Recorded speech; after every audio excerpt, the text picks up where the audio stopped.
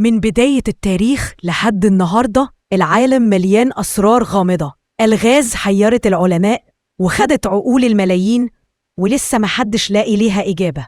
في سلسلة ألغاز لم تحل هنفتح ملفات محظورة وندخل عالم المجهول ونغوص جوه الحكايات اللي لحد دلوقتي مفيش حد قدر يفسرها. مثلث برمودا، أخطر لغز بحري من أكتر من 100 سنة، والعالم كله بيتكلم عن مكان غريب جدا في نص المحيط الأطلسي.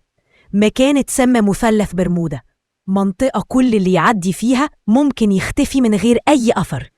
سفن كاملة وطائرات ضخمة راحت ومحدش شافلها لا أثر ولا حتى حطام، كأن البحر فتح وبلعها. إيه السر اللي بيخلي المكان ده غامض بالشكل ده؟ هو ده اللغز اللي هنحاول نفهمه النهاردة، لغز مثلث برمودا. أول قصة شهيرة عن اختفاء حصلت سنة 1945.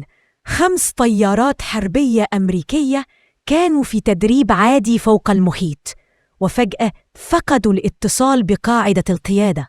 الطيار اللي كان قائد المجموعة قال في آخر اتصال: البوصلة مش شغالة، مش شايف الأرض، كل حاجة حوالينا شكلها غريب.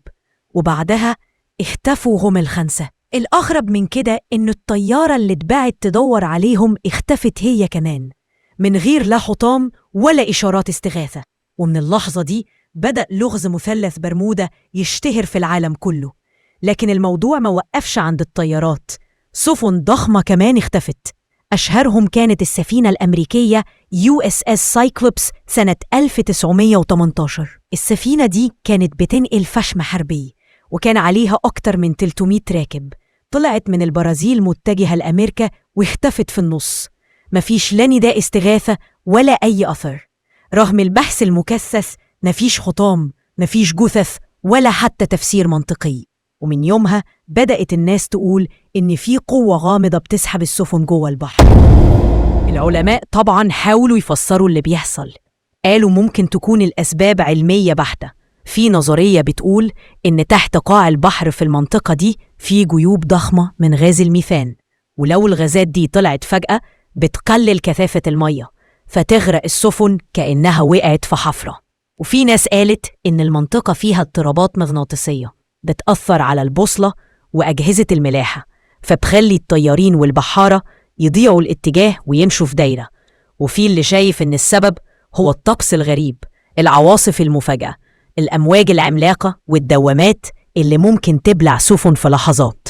لكن ولا تفسير من دول قدر يثبت بنسبة 100% إن ده هو السبب الحقيقي. الموضوع لسه غامض. بس طبعاً محبي الغموض ليهم رأي تاني خالص.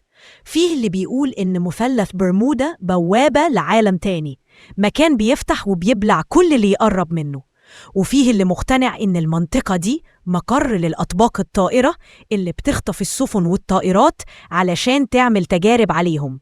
وفي ناس شايفة إن في قوة خارقة أو حضارة قديمة عايشة تحت البحر. كل دي أفكار، بس الغريب إن مفيش دليل يثبت أو ينفي أي حاجة منهم، وده اللي مخلي اللغز ده يعيش لحد النهاردة. ورغم كل القصص المرعبة دي، الملايين بيعدوا من منطقة برمودا كل سنة، وطائرات وسفن حديثة بتتحرك هناك من غير أي مشاكل. يمكن الحوادث القديمة كانت مجرد صدفة، ويمكن كان في ظروف خاصة في وقتها. لكن الحقيقة الوحيدة إن مثلث برمودا هيبقى واحد من أكتر الألغاز غموضاً في تاريخ البشرية. اللغز مازال مستمر. يمكن ما نلاقيش إجابات لكل الأسئلة، ويمكن الألغاز دي تفضل سر للأبد، لكن اللي متأكدين منه إن الفضول هو اللي بيحركنا نعرف ونكتشف.